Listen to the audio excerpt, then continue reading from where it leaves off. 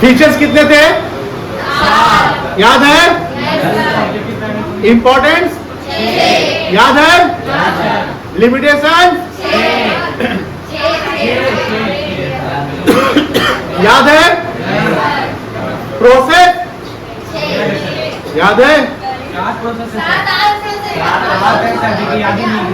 Objective, developing, premises, listing out various alternative,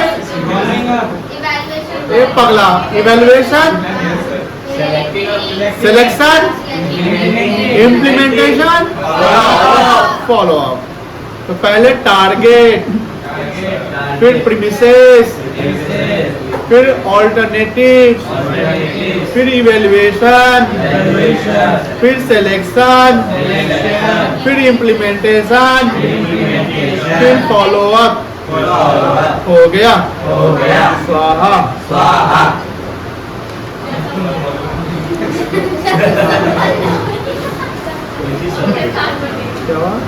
तुमको तो खाली प्रसाद चाहिए। यहाँ देखो टाइप्स ऑफ प्लान।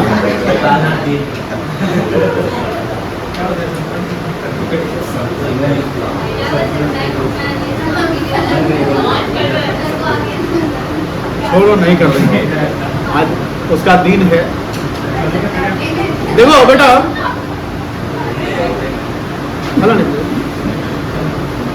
जो प्लान होते हैं तो प्लान को कैटेगराइज किया है दो भागों में। एक आपका जो जैसे मान लो कि कोई गोल है, कोई ऑर्डर आया, कंपनी को कोई ऑर्डर आया, उस ऑर्डर को एक्सेप्ट किया गया। अब कोई ऑर्डर आया तो प्रोडक्ट बनाने का या कोई चीज़ का डिलीवर करने का, कोई सामान देने का, कोई सर्विस प्रोवाइड करने का होता है ना। कभी कभी जैसे ऑर्डर अकाउंटिंग करना, ये भी तो एक ऑर्डर ही है ना कि जाकर वहाँ अकाउंटिंग कर लेना है। तो जब हमको जैसे एज एन ऑर्गेनाइजेशन हमको कोई ऑर्डर मिलेगा तो उस ऑर्डर को एक्सेप्ट करने के बाद उस ऑर्डर को एग्जीक्यूट करना पड़ेगा। ऑर्डर क्या करना पड़ेगा? एग्जीक्यूट। ऑर्डर को एग्जीक्यूट करने का मतलब होता है भैया ऑर्डर पे काम करना, और उसको एग्जीक्यूट करने के लिए हमने प्रॉपर प्लानिंग बनाने हैं। बोलो हाँ या ना? जैसी प्लानिंग मतलब ऑर्डर मेरा कंप्लीट हो गया, वो प्लान जो ऑर्डर के लिए बनाए थे प्लान भी खत्म। बोलो हाँ या ना? फिर मान लो कि कोई दूसरा काम करना है हमको, कोई प्रोडक्ट बनाने, इसके लिए हमको कोई प्लान करने हैं, वो प्रोडक्ट बन गया, प्लान खत्म। हमको कोई बजट बनाना है, उस बजट पे काम हो गया, बजट तैयार, प्लान खत्म। तो क्या कहने का मतलब है कि जब हम कोई प्लान बनाते हैं तो कोई प्लान किसी पर्पस के लिए होता है, जब वो पर्पस पूरा हो जाता है वो प्लान खत्म हो जाता है।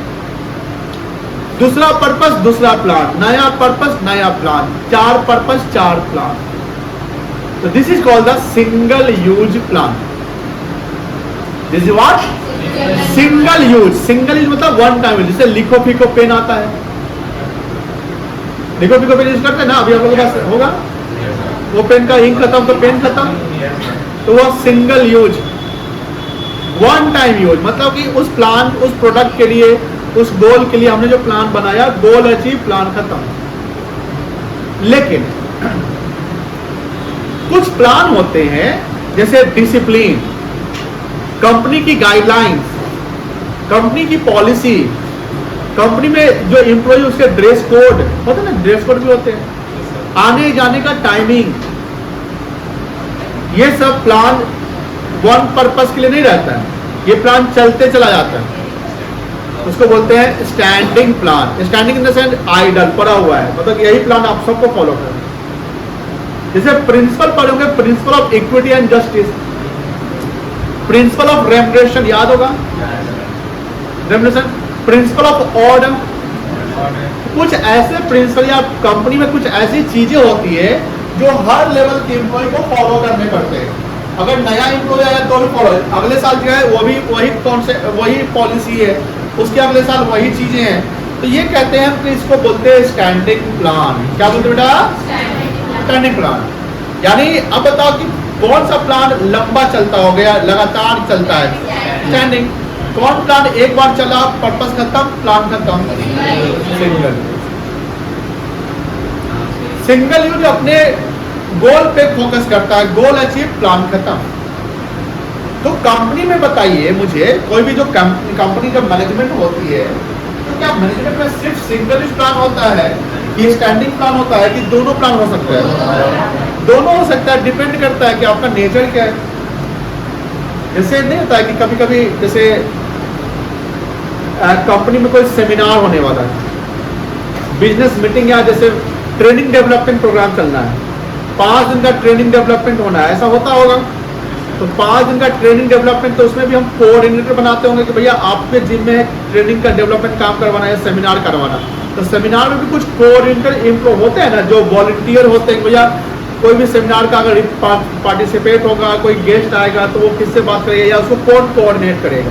पूरा डिपार्टमेंट, पूरी कंपनी तो कोऑर्डिनेट नहीं ना करेगी, कुछ लोगों को बता दिया था कि भैया आपका डिपार्टमेंट है, आपको ये काम कर लेने हैं, आपको ये काम कर लेने हैं। तो आप लोगों को जो टास्क मिला और आप लोग जो स्ट्रेटजी बनाओगे, जो टाइम टेबल बनाओगे, किसको स्पीच देना है, कितने समय का स्पीच होगा, पहले क्या होगा, ओपनिंग सेरेमनी, जैसे ना ओपनिंग सेरेमनी होता है, एंडिंग होता है, लंच टाइमिंग क्या होगा, टी स्नैक्स क्या होगा। जैसे बड़े लेवल की सेमिनार तो ऐसे ही चलते हैं, सबके टाइम मेंशन होते हैं। उसमें होता है जो होस्ट होता है वो बोलता है कि अब हमारे स्नैक्स का टाइम हो गया, तो चलिए आप लोग थोड़ा सा बाहर जाके, मतलब जो बता दें कि लॉन में या कहीं पे है, वहाँ पर है, हम लोग 15 मिनट तक ये करेंगे, देन आफ्टर फिर हम लोग आ जाएंगे, ऐसा कुछ रहता है। तो this all are based on plan. हर भी चीज, कोई भी चीज प्लान पे होता है, छोटे से फैमिली में कोई भी काम होता है भी प्लान। तो और सेमिनार की जो प्लान हो रही है, जो 5 दिन का सेमिनार मान लो है, जो प्लान बनाया गया, बताओ स्टैंडिंग होगा कि सिंगल यूज होगा? सिंगल यूज होगा। तो सिंगल यूज स्टैंडिंग समझ गए, कोई दिक्कत नहीं है, बोलो हाँ या ना। पढ़िए, plan is a document that outlines how goals of the organisation will be made. Made मतलब अचीव, कैसे हम अपने ऑर्गेनाइजेशन गोल का अचीव करेंगे। तो ऑर्गेनाइजेशन गोल का अचीव करने के लिए हमको दोनों प्लान को लेकर चलने पड़ेंगे बेटा। अगर मान लो हम सिंगल प्लान को प्रॉपर फॉलो कर रहे हैं, लेकिन स्टैंडिंग प्लान पॉलिसी, गाइडलाइंस, नियम ये सब है ही नहीं है, तो फिर तो बनेगा ही नहीं। जैसे आप सुनोगे कि ऑथोरिटी एंड रिस्पॉन्सिबिलिटी होता है, organisational structure, superior subordinate relationship, reporting relationship पढ़े हैं?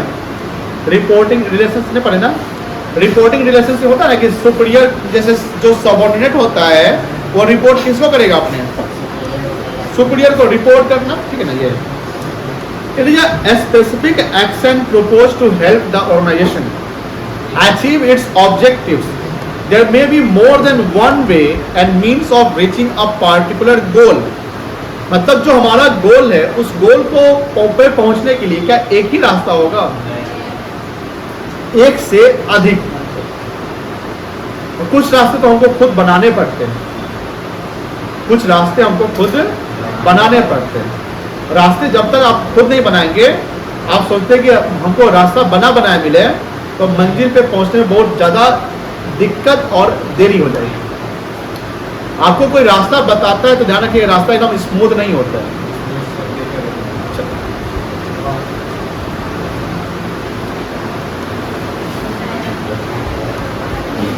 Objective of organisation could be easily, मतलब ऐसा हम प्लान बनाएंगे कि हमारा ऑब्जेक्टिव क्या होगा, आसानी से अचीव हो जाए।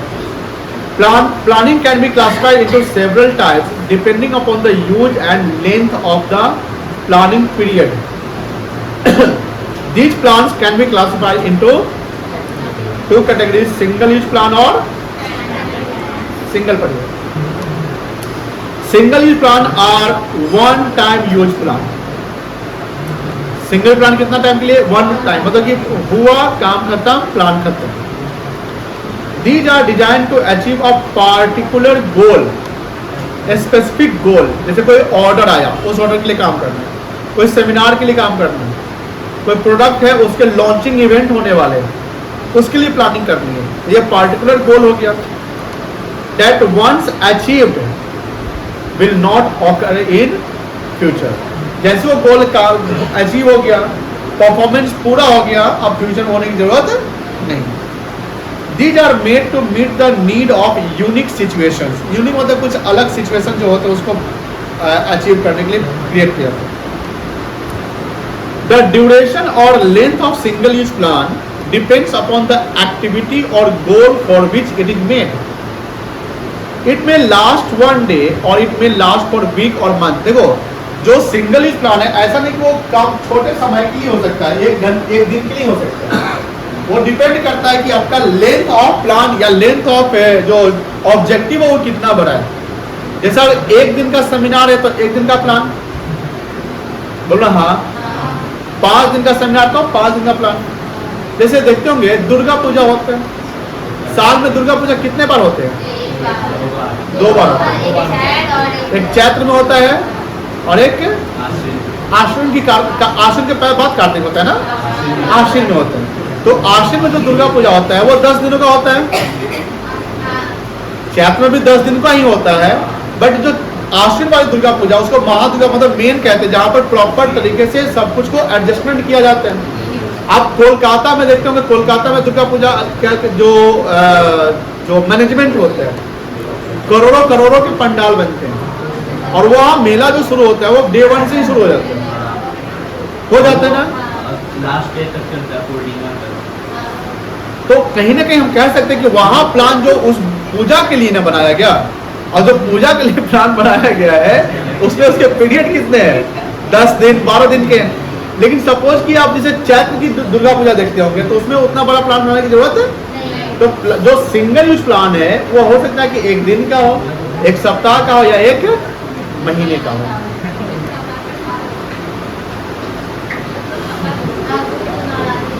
आप दोनों बड़ा बात करते हैं। आप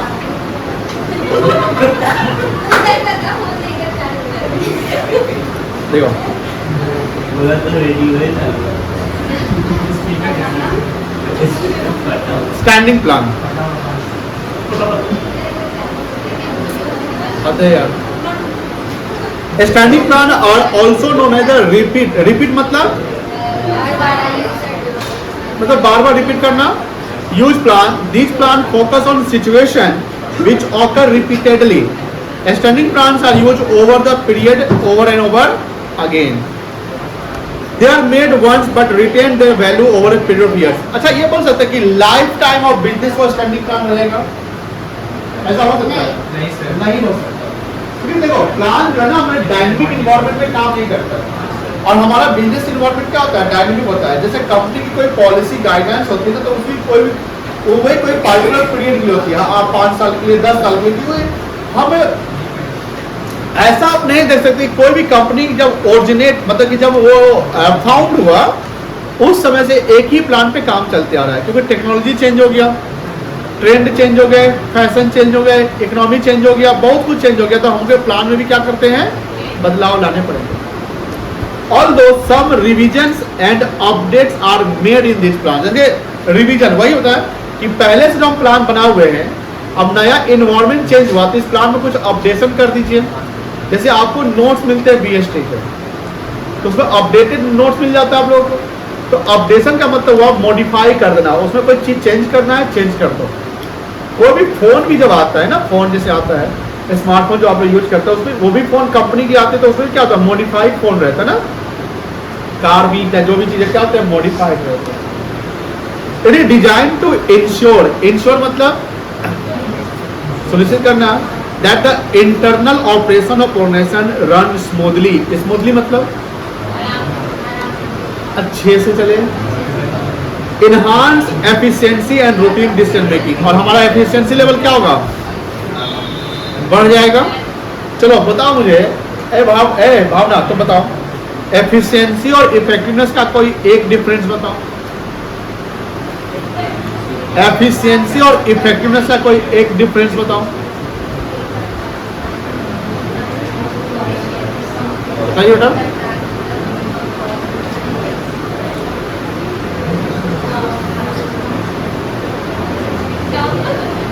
कोई हाँ कोई एक डिफरेंस बताइए ना। एफिशिएंसी का मीनिंग क्या और इफेक्टिवनेस का मीनिंग क्या है?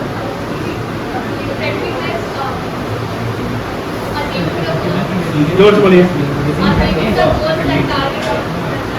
On the time. और एफिशिएंसी?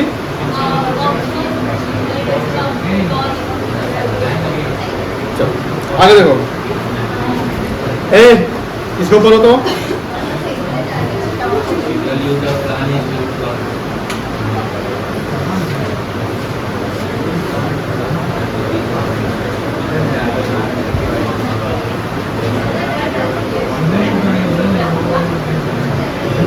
लिए जल्दी बढ़िए फिर कौन सा आवाज कर रहा है तो फटा गिर लग रहा है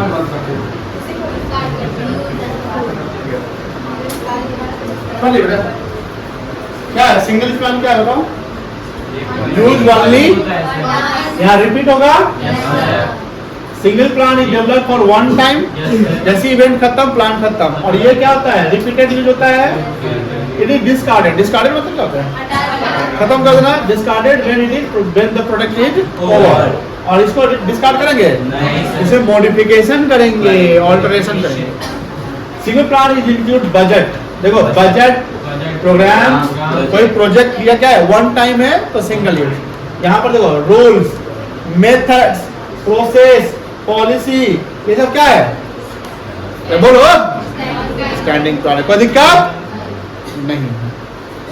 अब देखो प्लान जो हम करते हैं ना तो प्लानिंग में आप देखिएगा ध्यान से कि प्लानिंग में हमारा सबसे पहले क्या होता है ऑब्जेक्टिव्स होता है जैसे प्लान के टाइप्स देखिए प्लान में हम क्या ऑब्जेक्टिव लेकर चलते हैं बिना ऑब्जेक्टिव का प्लान हो सकता है ऑब्जेक्टिव अब देखो ऑब्जेक्टिव कैसा होना चाहिए हम अपने जीवन में क्या ऑब्जेक्टिव बनाते हैं ऑब्जेक्टिव होना चाहिए हमारा स्मार्ट क्या होना चाहिए वो स्मार्ट बोलो आर्यन खड़े जाओ स्मार्ट का फुल फॉर्म क्या है yes S for specific measurable achievable relevant timely या टाइम बाउंड मतलब कि जब हम प्लान करते हैं बेटा तो जैसे जैसे कोई बिजनेसमैन प्लान करता है एक प्रोप्राइटरशिप बहुआ बात नहीं प्लीज बात नहीं करिएगा प्लीज बात नहीं करिएगा एक प्रोप्राइटरशिप बिजनेस भी प्लान करता है पार्टनरशिप बिजनेस भी प्लान करता है एक छोटी कंपनी भी प्लान करती है और बड़ी कंपनी प्लान करती है बड़ी कंपनी जो प्लान करती है जैसे रिलायंस है टाटा ये सब प्लान करती है 1000 करोड़ 10,000 करोड़ की बातें करती होंगी जो छोटी कंपनी वो 2-4-5 करोड़ की बातें करते होंगे लेकिन एक प्रोप्राइटर से बिजनेस वो 1,00,000 2 लाख की बात करता होगा। तो कहने का मतलब क्या है कि जब हम एक प्रोप्राइटर से बिजनेस अपने आप को बड़ी कंपनी से कंपेयर नहीं कर सकते भैया रिलायंस का टारगेट है सेल्स टारगेट इतना है हमको भी यही सेल्स टारगेट बना लेना है उसको देख के ही हम सीखते हैं ऐसा थोड़ी होता है।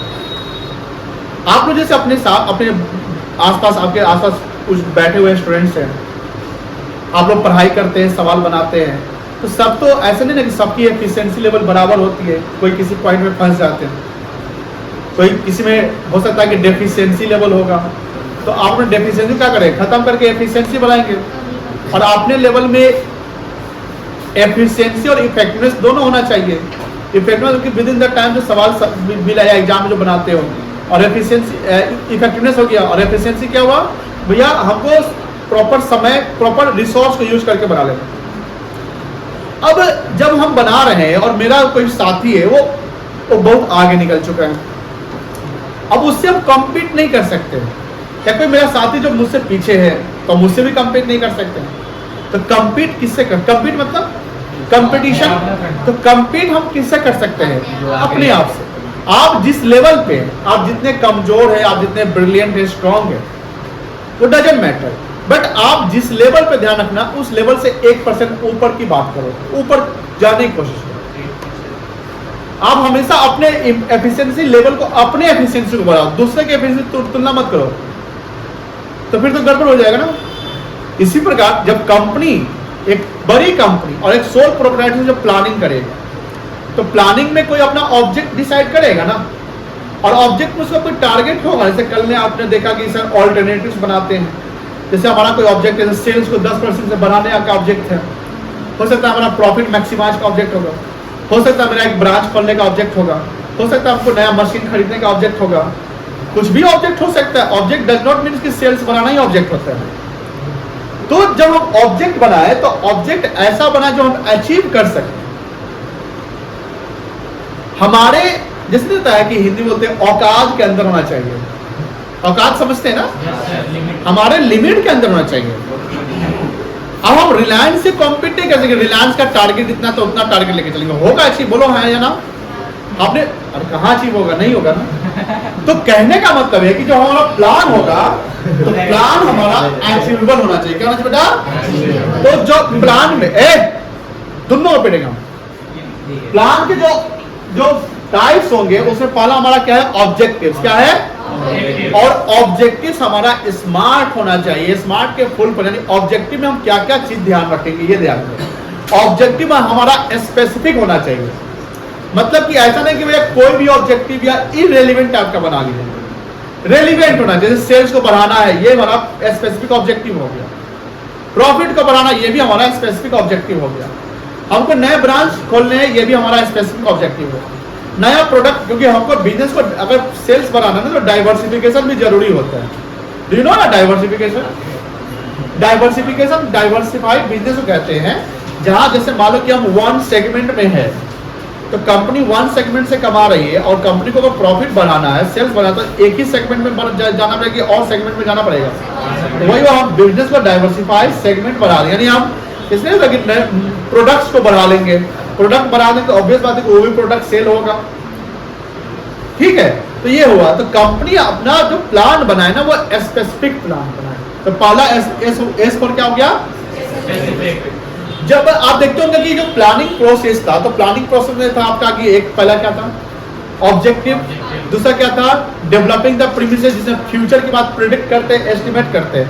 तो फ्यूचर को हम कैसे प्रिडिक्ट करेंगे? मेजर करना पड़ेगा ना। अगर हमको पानी की गहराई पता करनी है तो दोनों पैर को पानी में डालना पड़ेगा कि एक पैर को डालना पड़ेगा? एक पैर। तो दोनों पैर को मत डालिएगा।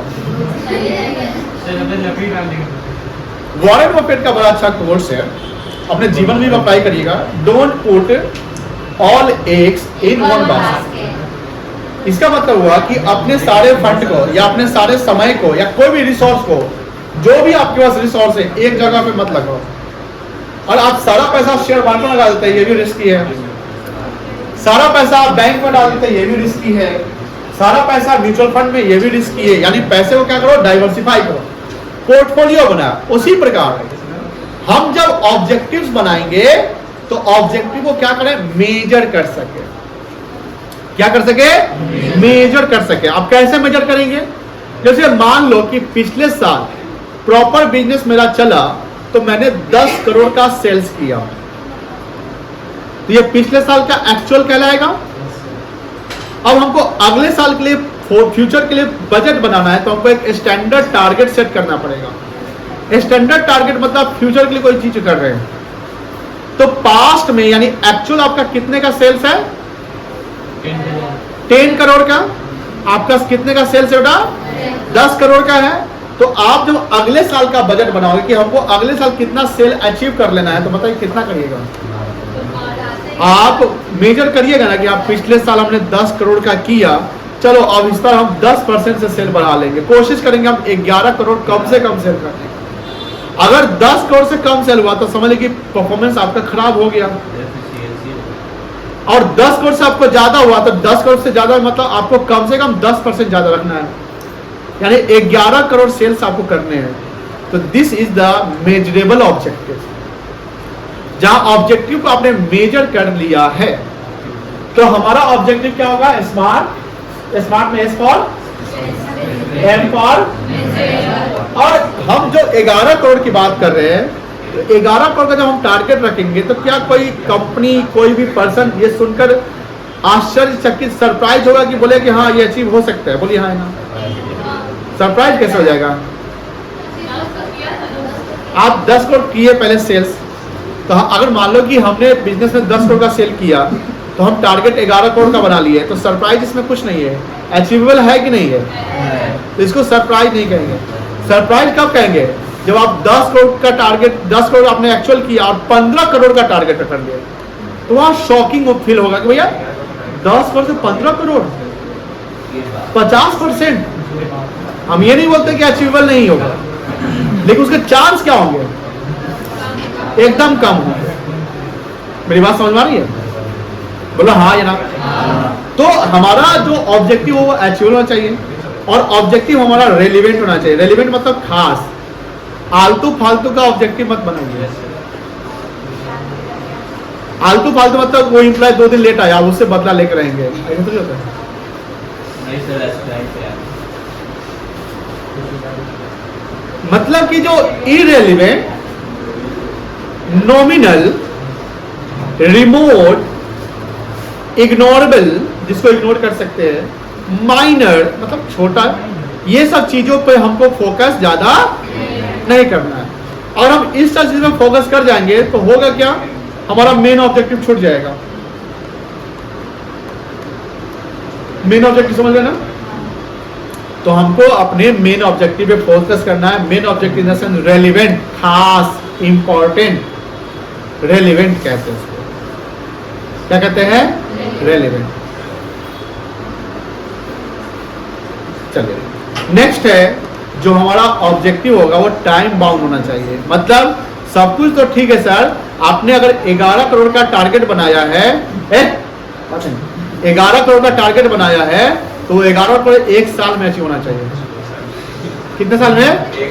1 साल में। This is called time bound. Smart समझ गए? बोलो हाँ।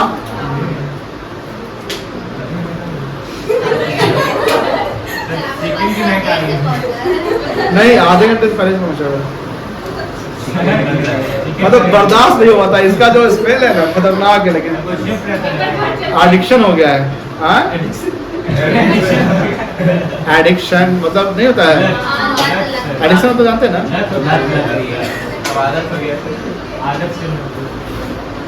एक काम करिए, इसको पढ़िए तब तक आप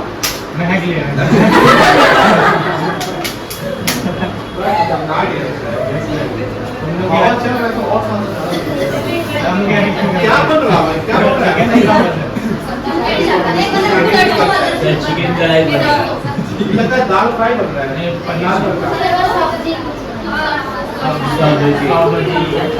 बिरयानी को बनता है, नॉनवेज को बनता है।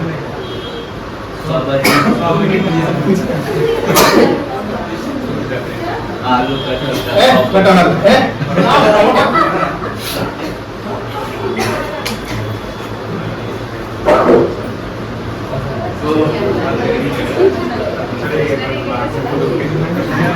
बंद किया और रसोई का खिड़की खुलता है तो और तेज ब्रेक खिड़की है।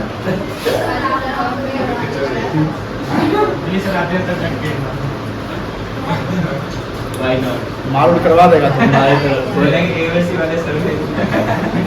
देखिए, सुनो, planning is pervasive.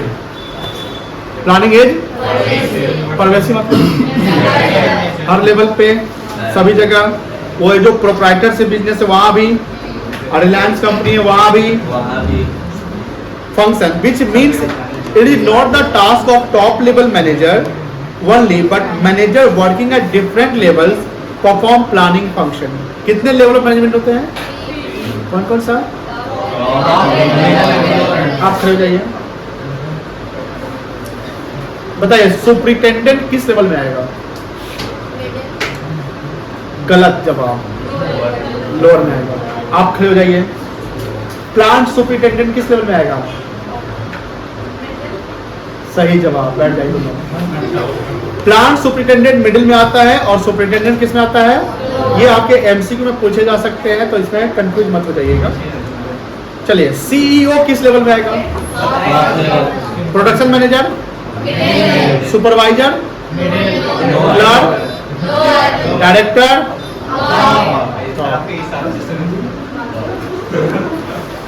The plans frame by the top level. Plan देखो, फ्रेम कौन करता है? सबसे ज्यादा प्लान पे काम कौन करता है?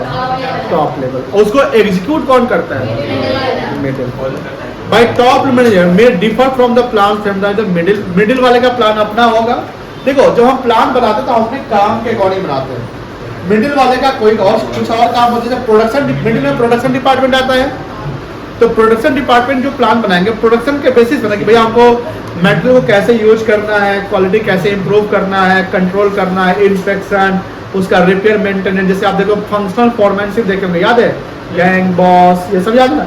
तो अब ये किसका काम है भैया कि हमको अगर उस पर फोकस करना है तो टॉप वाला तो कुछ और चीज फोकस करना है। टॉप वाला देख रहा हूँ कि भैया फंड कहाँ से कलेक्ट करना है, फंड कहाँ से कलेक्ट करना है, फंड कहाँ यूटिलाइज करना है, ये टॉप वाले की बातें होंगी। मिडिल वाले में प्रोडक्शन वाला का काम होगा प्रोडक्शन पे फोकस करना, सेल्स वाला का काम सेल्स टारगेट अचीव करना, मार्केटिंग वाला का काम मार्केटिंग में प्रॉपर बैलेंस बना के मार्केट शेयर बनाना। देखो तो department by department plan change होते हैं, सभी डिपार्टमेंट के सेम प्लान नहीं होते हैं, सबके अलग है, लेकिन हाँ अल्टीमेट गोल कंपनी का होगा। बोलो हाँ या ना? अल्टीमेट गोल तो कंपनी का भी सेल्स बढ़ाना है, प्रॉफिट बढ़ाना है, तो ये गोल। लेकिन सेल्स बढ़ाने के लिए क्या प्रोडक्शन डिपार्टमेंट का रोल नहीं होगा कि सिर्फ सेल्स डिपार्टमेंट का ही रोल होगा? अब सेल्स डिपार्टमेंट का टारगेट है कि बस सेल्स बढ़ाना है, अब प्रोडक्शन वाला सामान खराब बना दिया तो ये तो मारेगा इसको। देख कैसे बनाया हमारा बिगिन रहा है, और समझ आ रही है? ये ध्यान रखिएगा, सबका रोल जरूरी है, इसलिए बोलते हैं कोऑपरेशन एंड कोऑर्डिनेशन। याद है ना? कोऑपरेशन और ये सब चीजें जरूरी होती है, ये प्रिंसिपल में भी काम आते हैं, जैसे principle of direction, unity of या पढ़ेगा यूनिटी ऑफ कमांड, ये सब पढ़ेगा। देखो the different types of plan, देखो टाइप्स ऑफ प्लान में पहला हमने ऑब्जेक्टिव डिस्कस कर लिया। ऑब्जेक्टिव हमारा स्मार्ट होना चाहिए, स्मार्ट में एस पर हुआ, स्पेसिफिक एम पर हुआ, मेजरेबल ए पर हुआ, अचीवेबल आर पर हुआ, रेलेवेंट टी पर हुआ, टाइम बाउंड। दूसरा स्ट्रेटेजी, देखो हम जब प्लान बनाते हैं तो प्लान जैसे देखते हो टाइम पीरियड के लिए होता है, एक दिन के लिए होता है, एक साल के लिए। सेल्स टारगेट 10% से अचीव करना, तो ये टाइम बाउंड कितना हुआ? एक साल के लिए हुआ। तो एक साल का मतलब कि हम अब उस एक साल को ना हमको बाइफर्केट करना पड़ेगा क्वार्टर में। प्रोप्राइटर से बिजनेस जो छोटे छोटे बिजनेसमैन होते हैं वो अपना फाइनल अकाउंट जो बनाते हैं वो साल भर में बनाते हैं। कंपनी की जो फाइनल अकाउंट बनती है वो भी साल भर में, लेकिन ध्यान रखिएगा कंपनी हमेशा अपना क्वार्टरली रिजल्ट परफॉर्मेंस चेक करती है। कंपनी हमेशा अपना क्वार्टरली परफॉर्मेंस चेक करती है, क्योंकि अगर एक क्वार्टर खराब हो गया ना तो आपको अगले क्वार्टर में क्या करना पड़ेगा? मैनेज करना पड़ेगा।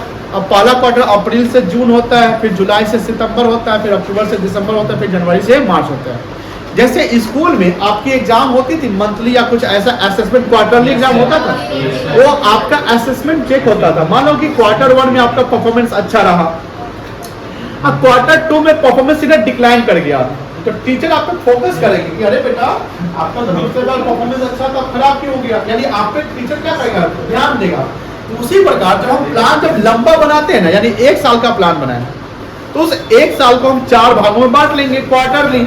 इससे क्या होगा कि हमको उस प्लान को अचीव करने में दिक्कत। अब हम सोचते हैं कि हम साल में, मान लो कि हम सोचते हैं, ये मेरा ड्रीम है कि साल में हम 50 लाख रुपया कमाएं। अब अचीवेबल तो नहीं है, लेकिन हम सोचे कि 50 लाख को सोच करने के लिए वो क्वार्टरली बाइफर्केट कर लेना है। हो सकता है कोई क्वार्टर अचीव भी हो जाए, नहीं भी हो। तो ध्यान रखिएगा जब बड़े प्लान को आप करते हैं या बड़ा गोल होता है, इसलिए देखेंगे कि ऑर्गेनाइजिंग में एक ग्रुपिंग ये होता है, जैसे स्ट्रक्चर बनाते हैं या काम को हम बांटते हैं। काम को क्या करते हैं? बांटते हो। क्यों बांटते हैं? भैया टास्क जब बांट देंगे ना तो सब में एक कमांड और स्पेशलाइजेशन आएगा, गोल सबके लिए बन जाएंगे। क्योंकि बड़ा गोल को अचीव करने के लिए आपको उस गोल को क्या करना पड़ेगा? टुकड़ा करना पड़ेगा। जैसे जंगल से कोई पेड़ कटता है, कभी पेड़ कटते हुए देखे हैं आप लोग? अपने आसपास देखे होंगे। जब कोई पेड़ कटता है तो पूरा पेड़ का जो है को उठाकर एक जगह दूसरी जगह किया जाता है, उसको टुकड़े किए जाते हैं। क्यों किए जाते हैं? इजिली हम कैरी कर सके। उसी प्रकार गोल को और इजिली कैरी करना है तो गोल को भारी मत होने दो, गोल को टुकड़ा कर दो। तो बोलो कि सर काटने वाला कौन देगा?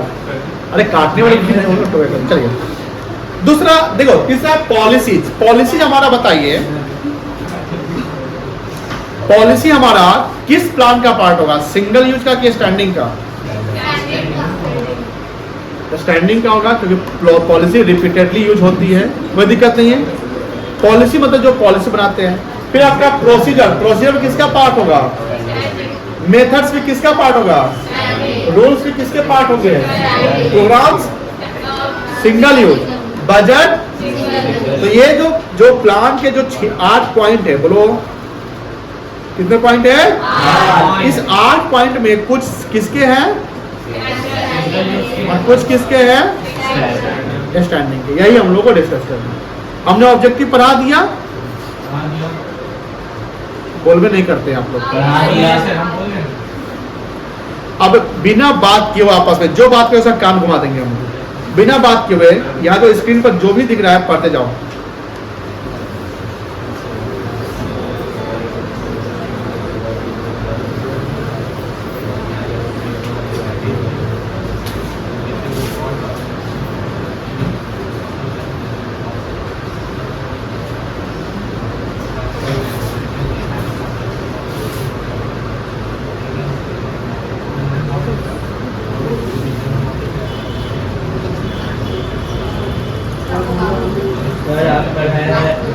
8% बढ़ना चाहिए साल भर के अंदर। Yes, sir. 6 महीने में एग्जाम्पल अलग एग्जाम्पल में भैया कोई भी कितने भी हो सकता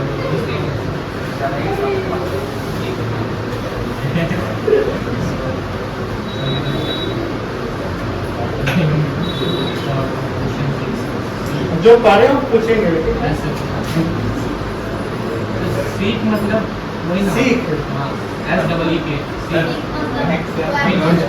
हाँ सीख Assume करना। अप्रोच करना, पहुंचना, हाँ, हाँ, सलाह लेना भी हो सकता है।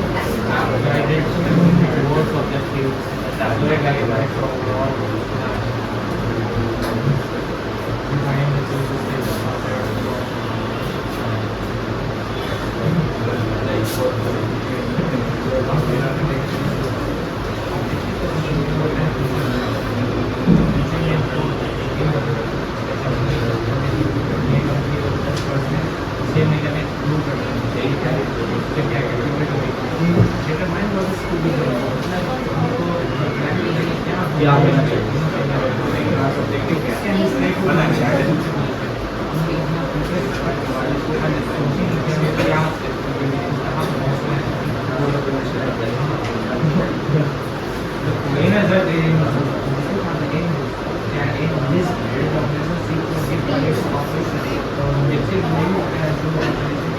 सर ई नंबर में जो स्ट्रीम लिखा है उसका मीनिंग हाँ स्ट्रीम लिखा है ई नंबर स्ट्राइव मतलब होता है, स्ट्राइव मतलब जैसे उसके लिए समर्पित, फोकस, जैसे ना किसी का डिवोटेड है, तुमको लेना है, चाहना है, उसको पाना है, तो वैसे क्या है, सक्सेस को पाने के काम करती है ना, उसको स्ट्राइव करते हैं। कोशिश करना चाहिए। हाँ वही कोशिश।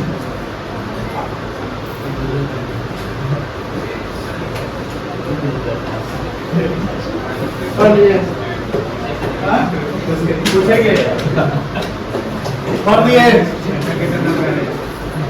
कोई बोल नहीं करेगा। जितने भी एक्टिविटीज 1 पॉइंट को बैठ किया जाता है तो है, डी पॉइंट भी समझाओ। सब मतलब होता है सेवा देना, करो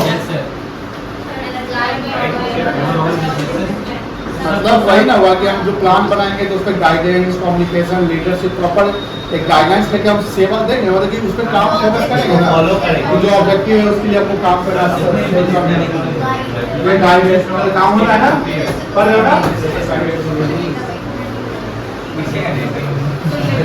हो गया है? हो गया। हो गया सर। बताओ खुशी, ऑब्जेक्टिव हमारा क्या होना चाहिए? स्मार्ट का फुल फॉर्म बोलो।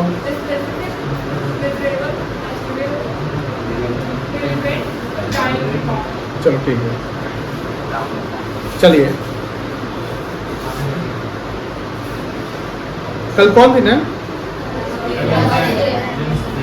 लास्ट डे मंडे को अगर पढ़ाई होता ना तो खत्म हो गया था आज। क्यों नहीं होगी पर वो समोसा चक्कर मंडे को नहीं ना पढ़ाई हुआ था। पार्टी नहीं किया सर। गलती हमारी नहीं। गलती हमारी नहीं है। नहीं, गलती आप लोग की नहीं, गलती लाने वाले की है।